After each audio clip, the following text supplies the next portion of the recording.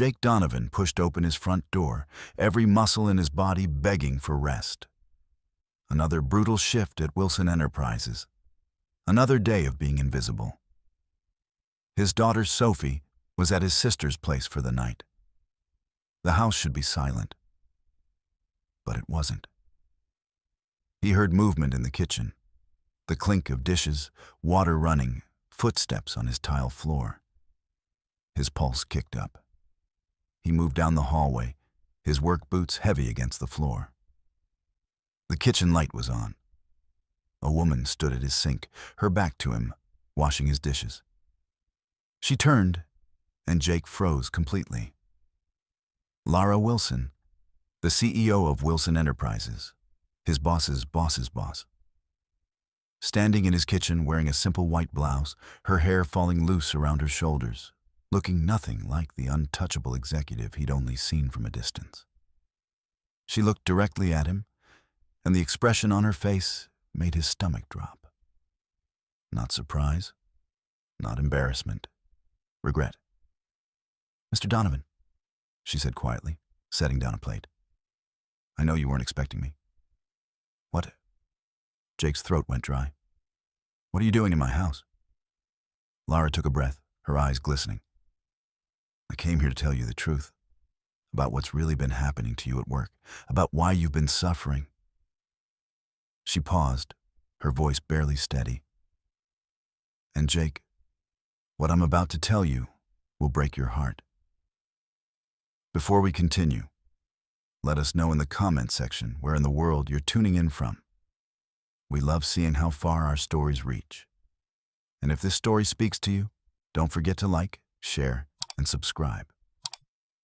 Jake stood there, his mind racing. This had to be some kind of joke, some corporate stunt. But the way she looked at him, like she'd been carrying a weight she couldn't bear anymore, that was real. "How did you even get in here?" His voice came out harder than he intended. "Your landlord gave me the key." Lara wiped her hands on a dish towel, and Jake noticed they were shaking. "I told him it was a company emergency. I'm sorry, I know this is..." "A company emergency?" Jake let out a bitter laugh. "You're the CEO of a multi-million-dollar corporation.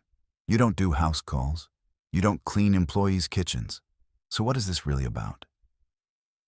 Lara flinched, but she didn't look away.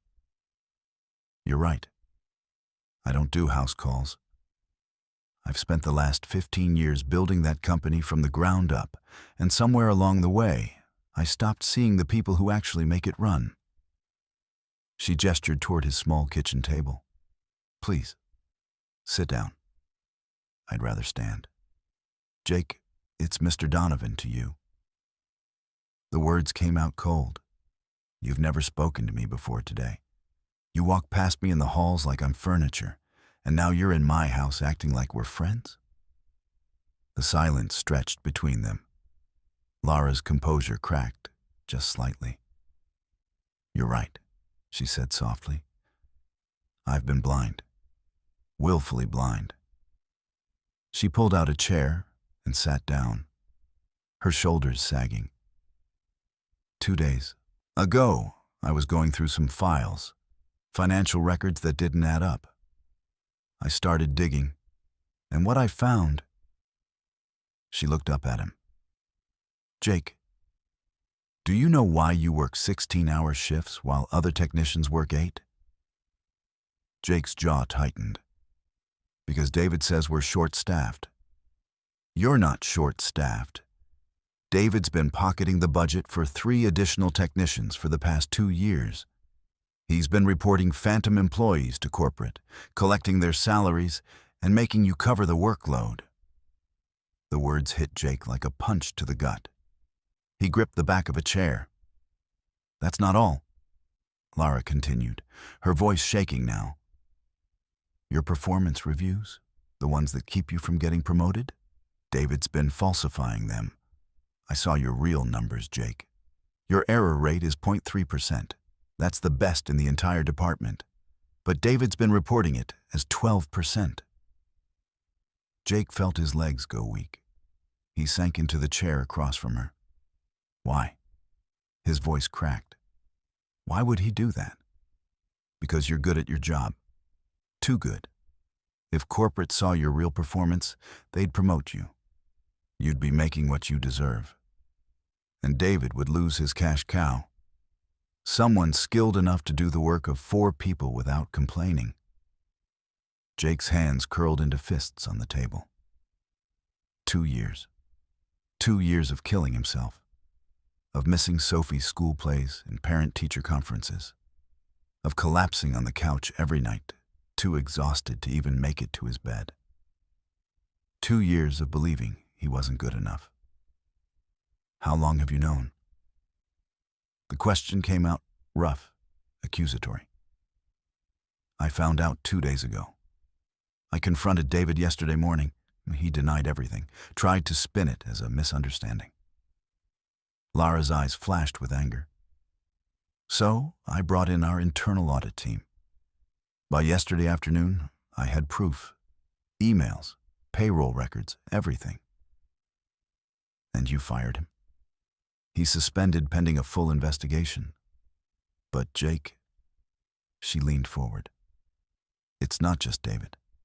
I've been going through records all night. This is happening in other departments too. Senior managers exploiting good employees, skimming budgets, falsifying reviews. And her voice broke. I built a system that allowed this to happen. I was so focused on quarterly earnings and shareholder value that I stopped seeing the people bleeding to make those numbers possible. Jake stared at her. In all the years he'd worked at Wilson Enterprises, he'd never seen Lara Wilson as anything but untouchable, cold, powerful. But sitting across from him now, with dark circles under her eyes and guilt written across her face, she looked devastatingly human. Why are you telling me this? He asked quietly. Why come to my house? Why clean my kitchen? Lara's eyes filled with tears. Because when I saw your file, when I saw what's been done to you, I realized something. You have a daughter, Jake. A 7-year-old girl who barely sees her father because he's too busy being exploited by my company. And your wife, she passed away 3 years ago? Jake nodded stiffly. You've been raising Sophie alone while working yourself to death for people who don't appreciate you. And She wiped at her eyes. I sat in my office last night, looking at your address, and I thought about calling, sending an email, having HR schedule a meeting. But none of that felt like enough. You deserved more than corporate speak and empty apologies. She gestured around his modest kitchen, the dishes she'd washed, the floors she'd swept, the coffee maker she'd cleaned. I know this doesn't fix anything. I know showing up here is intrusive and probably insane. But I needed you to see that I know. That I'm not hiding behind my title or my lawyers. That I'm willing to stand in your kitchen and face what my company has done to you. Jake felt something crack open in his chest. Anger, yes. But underneath it, something else. Something that felt dangerously close to hope. What happens now? He asked. Lara straightened, and Jake saw a flash of the CEO again, the woman who'd built an empire. Now I make this right. Jake sat back in his chair, studying Lara's face. The anger was still there, simmering beneath his ribs. But curiosity was winning out. Make it right how? He asked. You're going to fire David and call it a day? Write me a check and hope I forget about the last 2 years? No. Lara's voice was firm. I'm going to overhaul the entire system. New accountability measures, independent review boards, direct channels for employees to report abuse without fear of retaliation. She paused. And I'm offering you a position, Senior Operations Manager. 40% salary increase, real benefits, reasonable hours.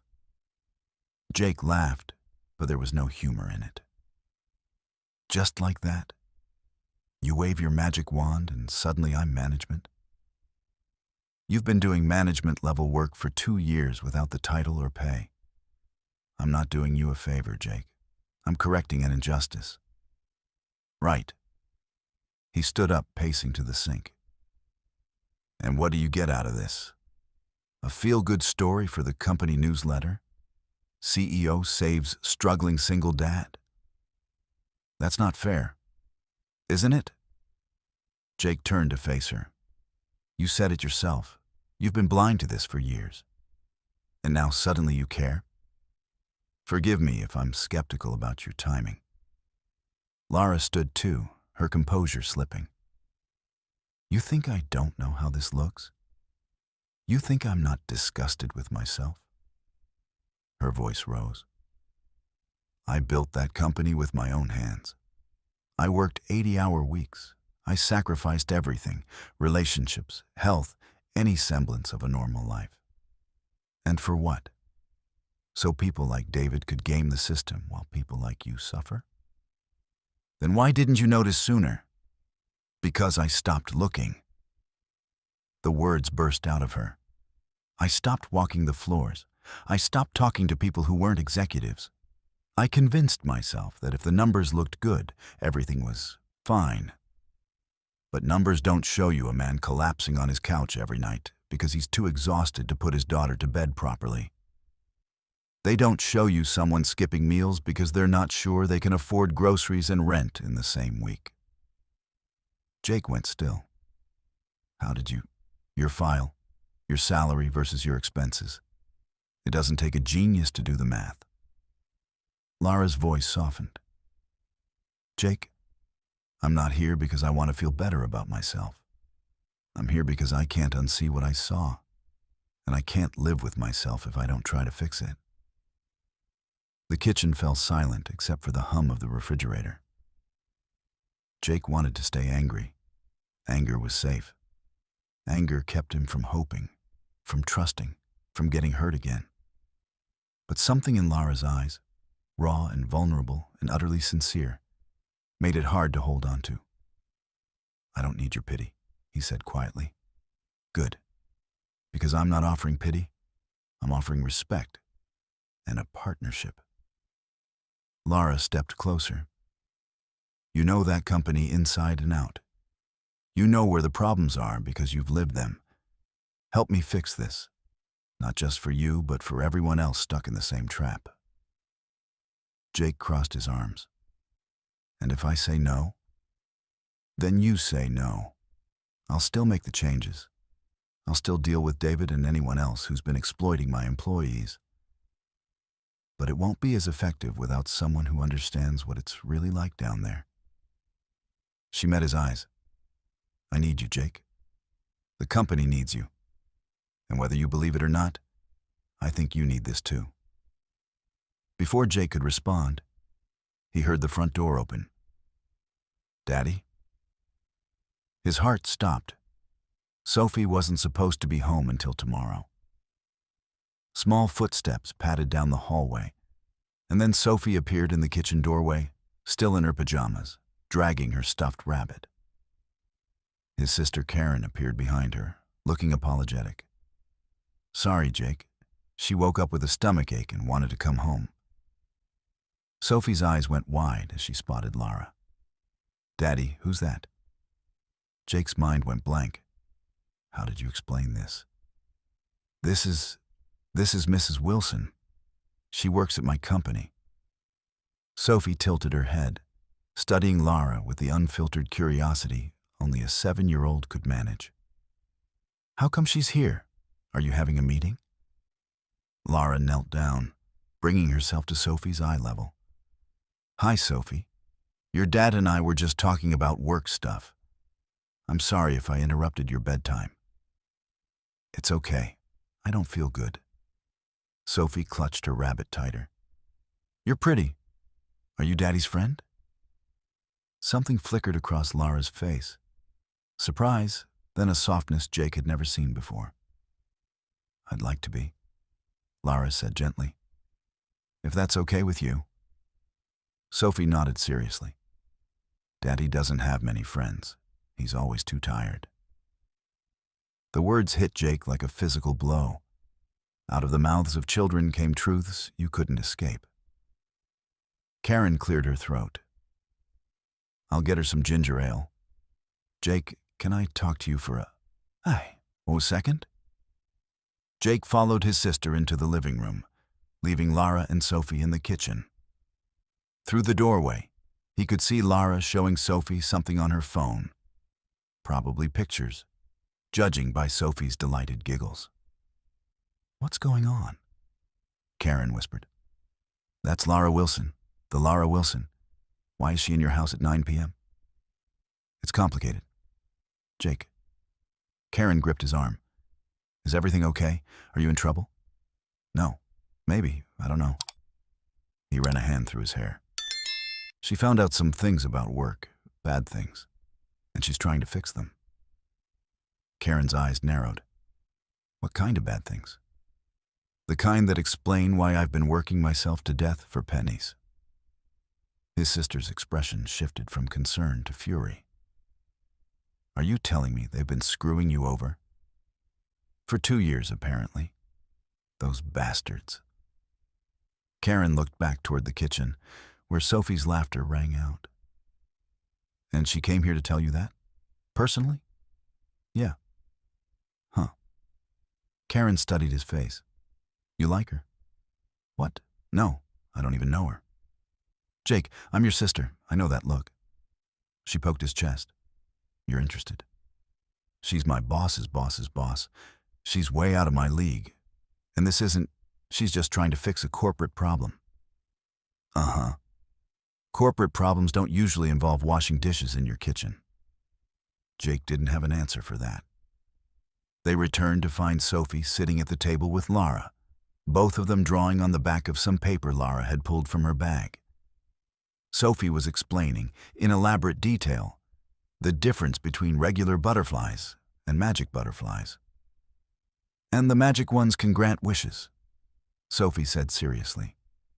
But only if you're really, really nice.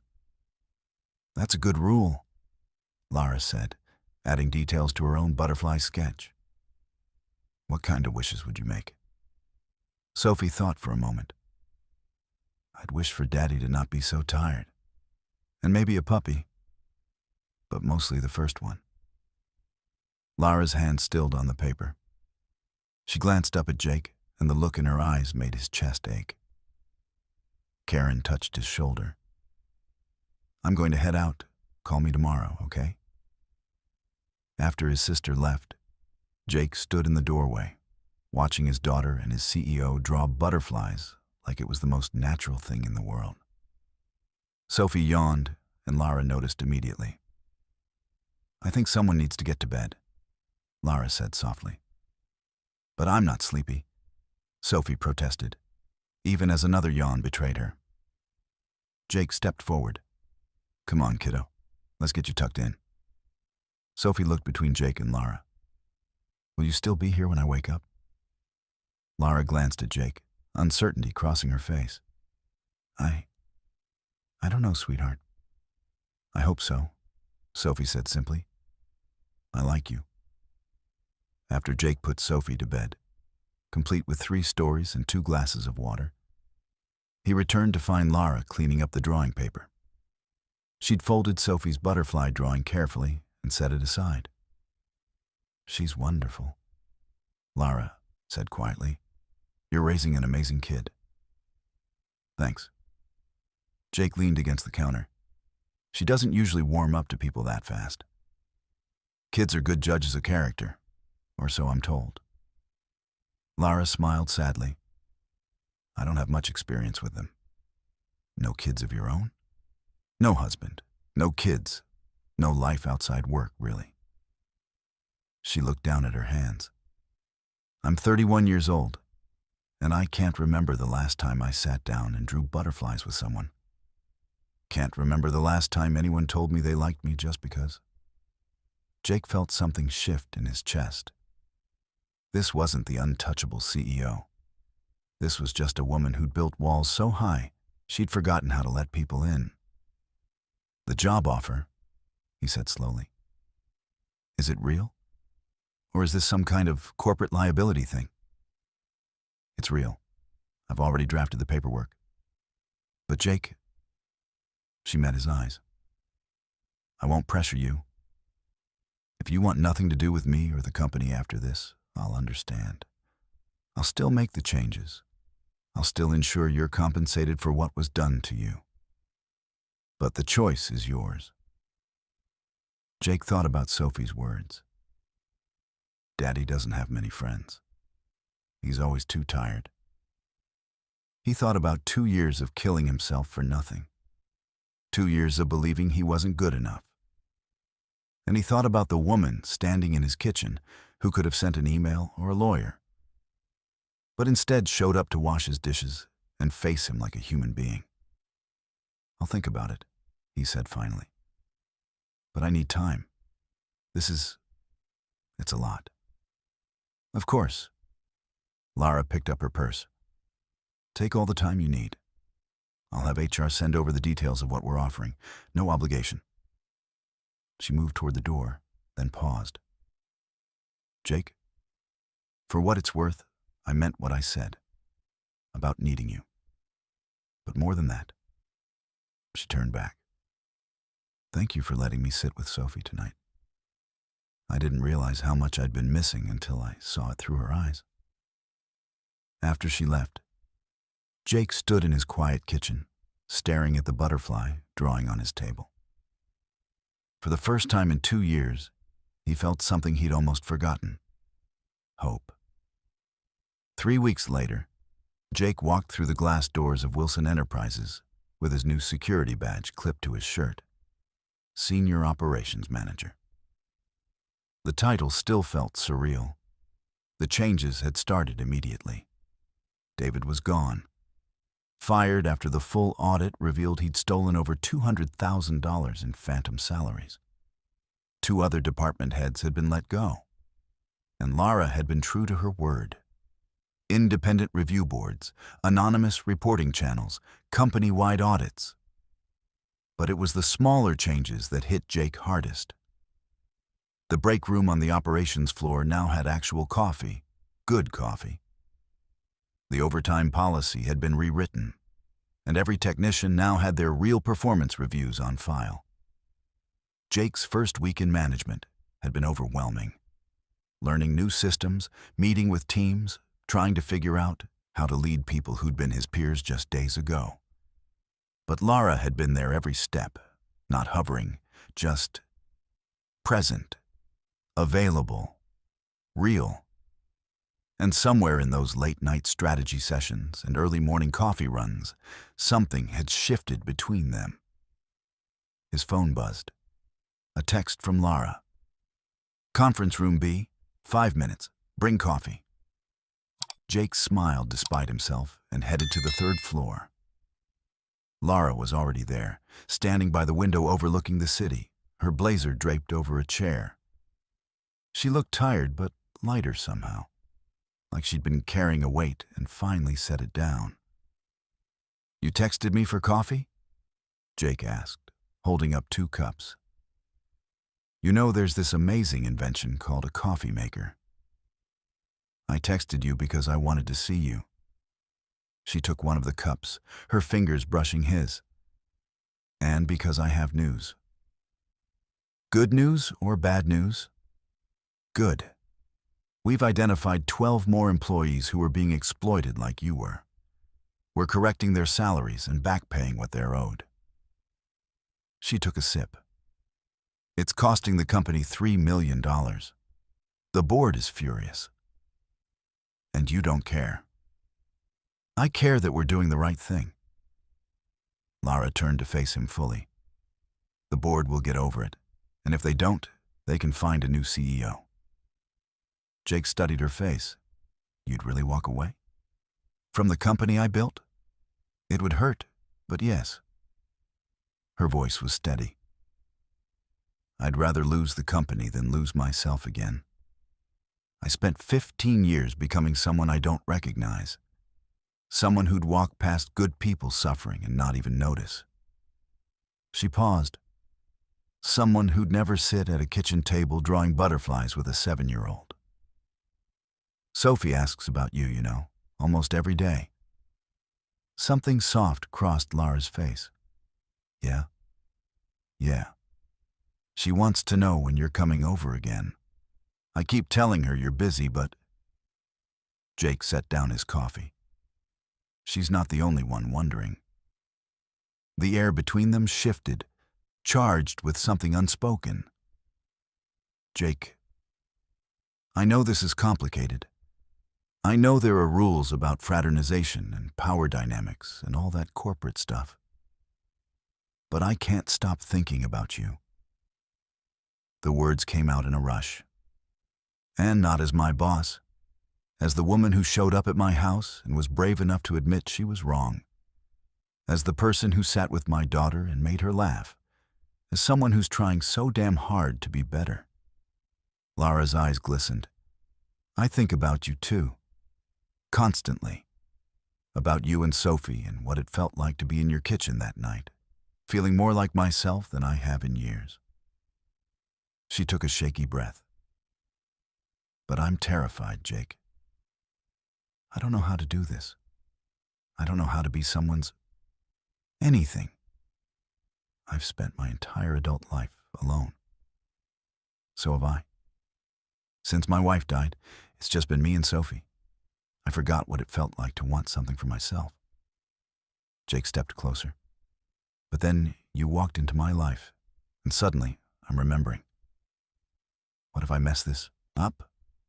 What if I'm too damaged, too focused on work, Then we figure it out together.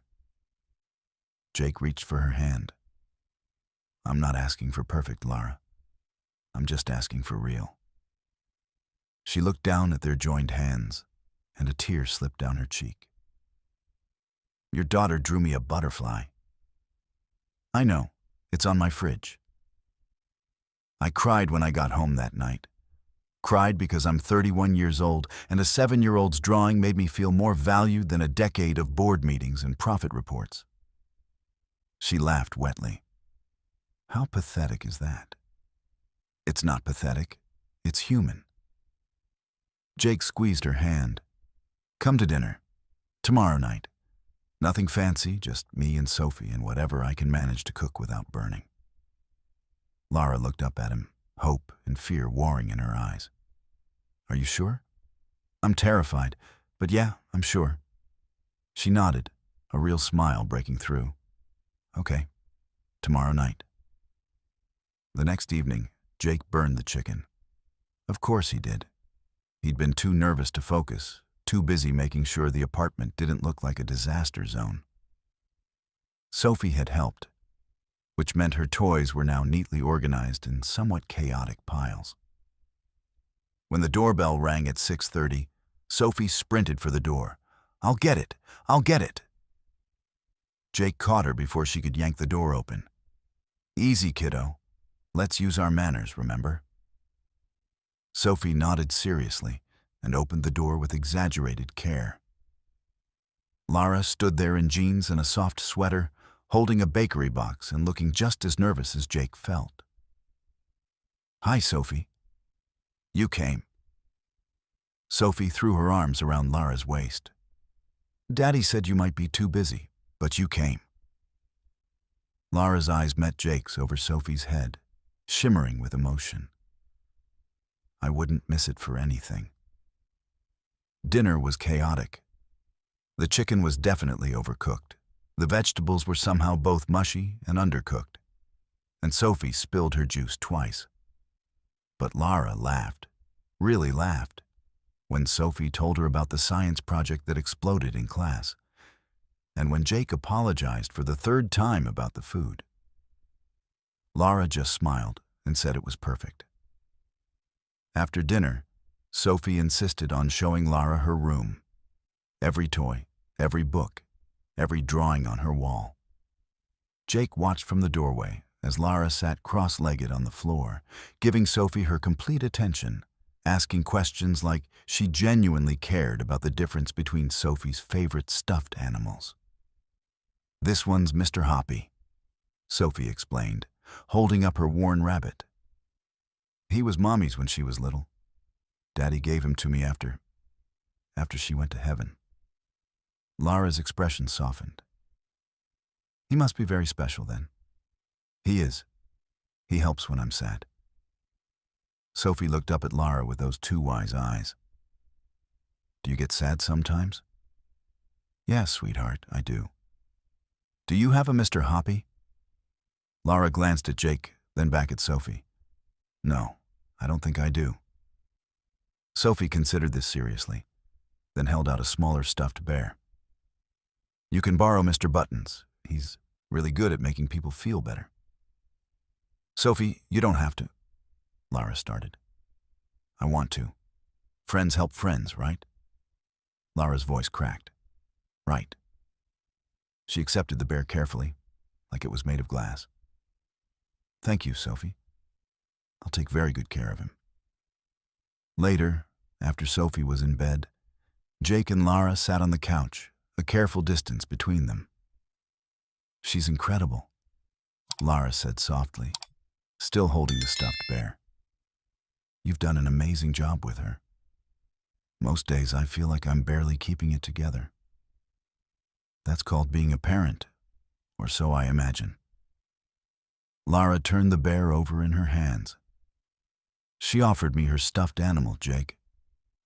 Do you know how long it's been since someone offered me comfort? Since someone saw that I was hurting and just tried to help. You deserve that. You deserve people who see you. I'm starting to believe that. Because of you. Because of her. Lara set the bear down carefully and turned to face him. I meant what I said yesterday. I don't know how to do this. I'm going to mess up. I'm going to work too late and forget to text back and probably say the wrong thing at the wrong time. And I'm going to be overprotective of Sophie and overthink everything and probably push you away when I get scared. Jake moved closer. But I want to try anyway. So do I. Lara reached for his hand. Jake, I need you to know something. This isn't about fixing my guilt or feeling better about myself. When I look at you, when I'm with you and Sophie, I feel like I'm finally becoming the person I was supposed to be all along. Jake lifted her hand to his lips, pressing a gentle kiss to her knuckles. Stay, he whispered. Not tonight, I know it's too soon. But stay in our lives. Be part of this, whatever this becomes. Lara's answer was to lean in and kiss him, soft and tentative and full of promise. When they pulled apart, she rested her forehead against his. I'm all in, Jake. Terrified, but all in. Over the next few months, Lara became a constant presence in their lives. Sunday morning pancakes, Sophie's soccer games, late-night talks after Sophie was asleep. It wasn't always smooth. There were arguments about work-life balance, moments when Lara's instinct to control everything clashed with Jake's fierce independence. But they worked through it, learning each other's patterns, building something real. 6 months after that first night, Jake came home to find Lara and Sophie in the kitchen, frosting cupcakes. Lara had flour on her nose, and Sophie was covered in sprinkles. What's all this? Jake asked. We made cupcakes, Sophie announced. Lara taught me how to make the frosting swirl. She's a natural, Lara said, smiling at Sophie with such open affection that Jake's heart ached. After Sophie went to bed, Jake and Lara cleaned the kitchen together, moving around each other with the easy familiarity of people who'd done this 100 times. She asked me something today, Lara said quietly, scrubbing frosting off the counter. Yeah? What's that? She asked if I was going to be her new mom. Jake's hand stilled in the soapy water. What did you say? I told her that I loved being part of her life and that families can look lots of different ways. Lara set down the cloth and turned to face him. But Jake, I wanted to say yes. I wanted to tell her that there's nothing I want more than to be part of this family. And that terrified me. Jake dried his hands and pulled her close. Why did it terrify you? Because I've never wanted anything this much. Because the thought of losing this, losing you and Sophie, is unbearable. And because she looked up at him, vulnerable and open. Because I'm in love with you, and I don't know what to do with that. Jake's breath caught. You love me? Completely. Terrifyingly. Absolutely. Lara's hands fisted in his shirt. I love your terrible cooking and the way you put Sophie first in everything, and how hard you fight for what's right. I love who I am when I'm with you. I love the family we're building. Jake kissed her then, deep and sure, pouring everything he felt into it. When they broke apart, he pressed his forehead to hers. I love you too. I think I started falling for you that first night, when you stood in my kitchen and let yourself be vulnerable, when you chose honesty over pride. He cupped her face. You've changed my life, Lara. Both our lives. So what do we do now? Jake smiled. Now, we keep building, one day at a time, one burned dinner at a time, one butterfly drawing at a time. Lara laughed, the sound full of joy and relief. I can do that. From down the hall came Sophie's sleepy voice. Are you guys being mushy? I can hear you being mushy. They broke apart, laughing. Lara called back, go to sleep, sweetheart. Okay, but Lara? Yeah? I love you. Lara's eyes filled with tears. She looked at Jake, who nodded encouragingly, then called back, I love you too, Sophie. That night, as they sat together on the couch, Lara's head on Jake's shoulder, Jake thought about how far they'd come, from that shocking first night to this moment of quiet peace, from isolation to connection, from surviving to actually living. Thank you, Lara whispered. For what? For letting me in, for trusting me when I didn't deserve it, for showing me what actually matters. She laced her fingers through his. For teaching me that success isn't about what you build, it's about who you build it with. Jake kissed the top of her head, breathing in the moment, his daughter asleep down the hall, the woman he loved beside him, a future that finally felt full of possibility instead of just survival. Sometimes life surprised you. Sometimes your CEO showed up in your kitchen and changed everything. And sometimes, if you were brave enough to let the walls down and trust in the impossible, you found exactly what you'd been missing all along. A family, a partner, a home. Not perfect, but real. And that was more than enough. If this story touched your heart, don't forget to hit that subscribe button for Soul Story. Drop a like, share it with someone who needs to hear this message, and let us know in the comments what part of the story spoke to you most. Thank you for watching, and see you in the next video.